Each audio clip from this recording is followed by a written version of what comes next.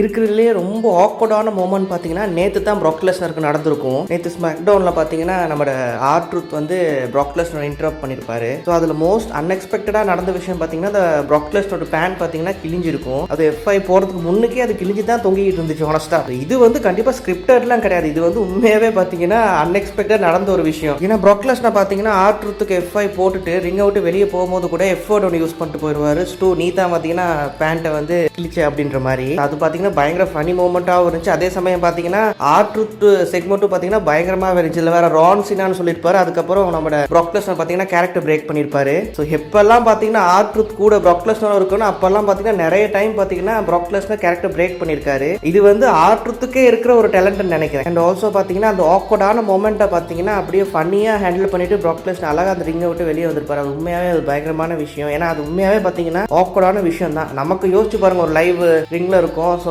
நமக்கு இந்த மாதிரி ஆச்சுன்னா என்ன பண்ணோன்னு நிறைய பேர் விட்டடிச்சு ஓடியே போயிடுவோம். அதுதான் that's what make them professional in WWE.